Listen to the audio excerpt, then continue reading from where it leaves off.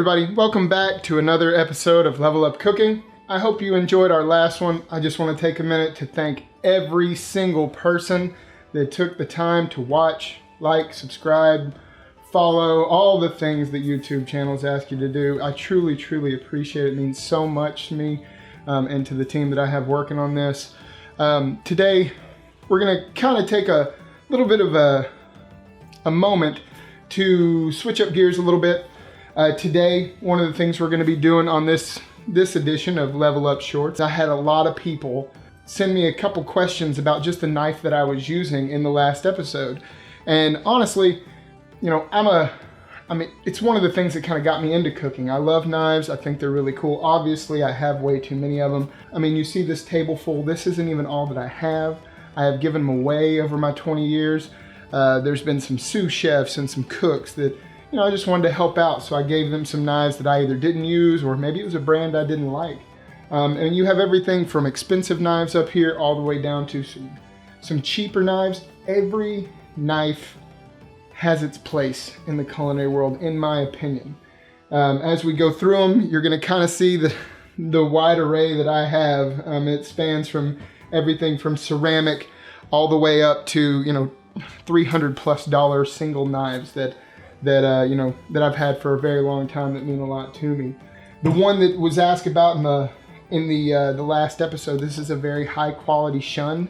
Shun is a great brand. It's very high quality. Also with some of those higher quality brands, Shun, Hinkle, places like that, there's a guarantee on them. If I was to break, chip, lose, this steel snaps, they'll replace it. That's part of the reason that some of these knives are so expensive. So always check your warranty. Don't think, man, that knife's expensive, it's out of the question.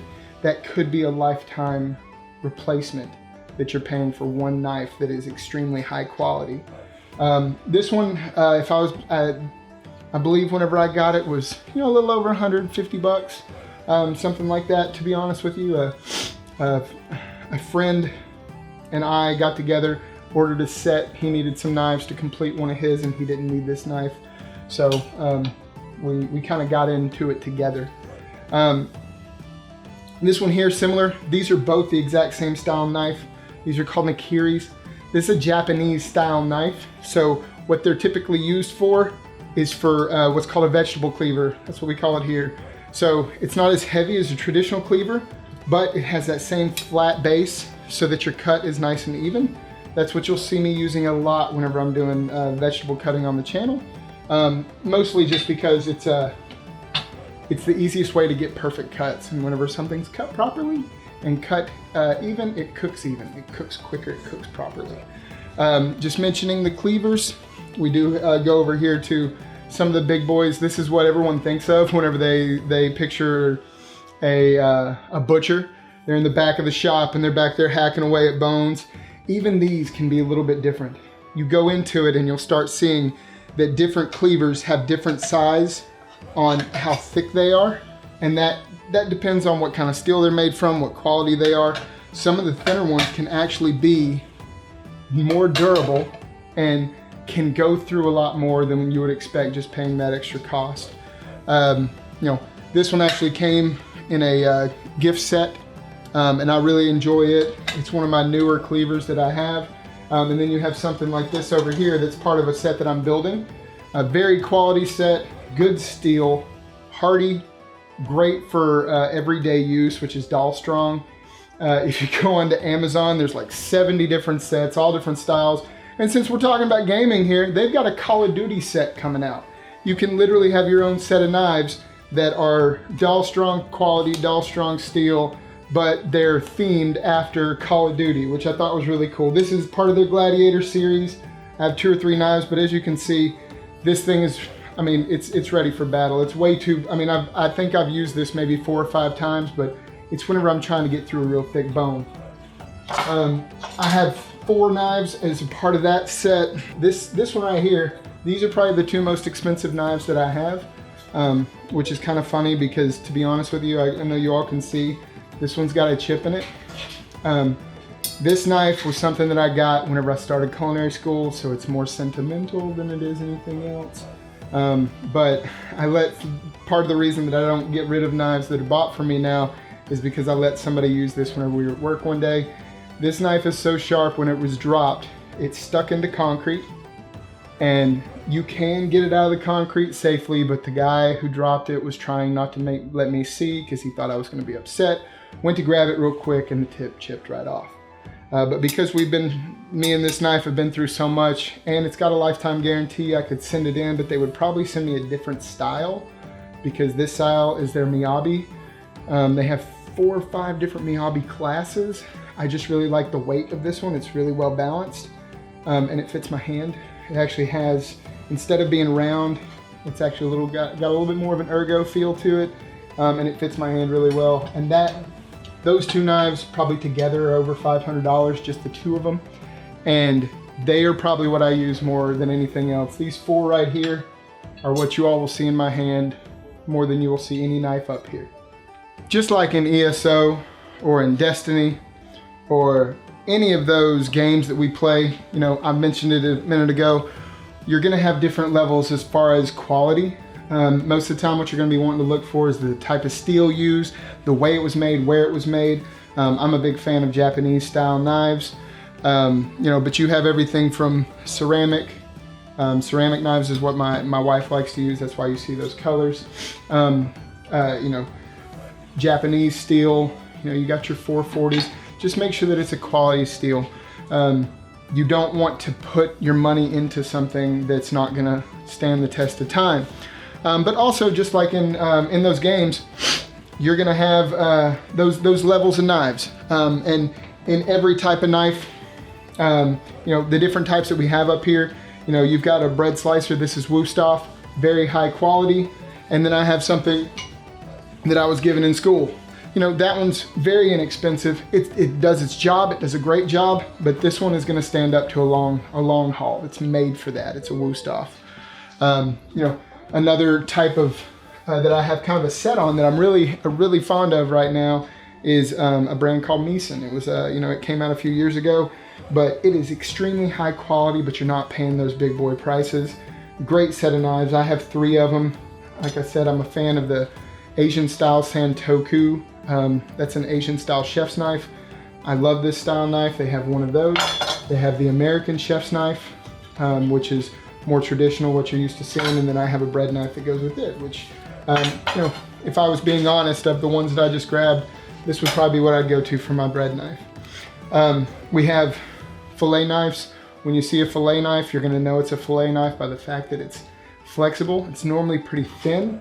For me, I don't spend too much money on fillet knives because, you know, any knife, no matter what, it's gonna bend and it's gonna start to take that shape, especially whenever you're pressing down to try to get skin off a fish. So this is a very cheap style one, but this is the kind that I like, as opposed to something that called a fillet knife but doesn't have that flex. This is a very cheap brand, but still has its use as long as you can keep it sharp. We also have some boning knives up here. This is a kind of a funny story. During school, I got 2 different sets. One set you saw the blue and red tape on. Another set was made by Mercer. Mercer is a great utility brand. It's wonderful. You'll see it out there a lot. Mercer, Dexter Russell, those are great knives as well. This is the only knife that I have left from a set of Mercers that I got when I was in school, and it's because most of my knives that I've had in school, I sharpened so much that they were about half the size they were supposed to be. So this is a boning knife. Boning knives are gonna look similar to fillets, but they don't have that flex. That's gonna be for kind of going through joints, tendons. It's a very durable knife. This one, you know, a good 60, 70 buck knife. This one, not so much. It's a better steel. It's gonna last me longer. I've had this for 25 years, a long time, and it's been there the whole time. I have plenty of those style knives, you know, they're, you'll see them a lot, but the big thing is just making sure that you maintain them and keep them sharp. I mentioned my cleavers. I have a Japanese style cleaver here, and then this is probably the most expensive one I have. This is a Forstner. This is actually strong enough to be a meat cleaver, but it's utilized for vegetable cleaver as well. You'll see the bigger vegetable cleavers in Asian style cuisine a lot. You have things like utility knives. Someone got me this as a gift. I use it just for that. Anything like these small paring knives up here. So like this would be a utility knife, bird's beak, or a tournay, and all these are used for your small hand, things that are kind of tight, that you want to be holding something in your hand using them. Another style, that I have up here is a mezzaluna. Mezzaluna, they actually most of the time come with something that you can rock and chop in, but these are extremely sharp as well. I have a couple of those. The last one that I missed, this one looks funny. This is an odd knife, but if you go to the store and you ask somebody for a good quality cheese knife, this is a Hinkle, just like my my everyday knife that I use, just like my Miyabi knife, except it's a different style Hinkle. This is used just for cutting cheese. It's got its big aerations in the side. That way the cheese doesn't stick when you cut through it. It's kind of serrated, not really. It's a tight serration so that you can get through the cheese without causing any marks. Then it has a cheese fork on the end for placing when you're done. Extremely flexible, and I've had it for a very long time. Actually, my brother bought me that one. Again, all these knives have different uses. All of them can be utilized in different ways to make your life easier in a kitchen.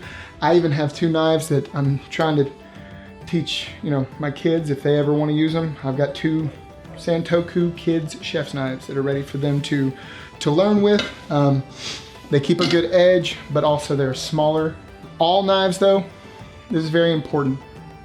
You got to take care of them. Any knife, a $300 to $1,000 knife.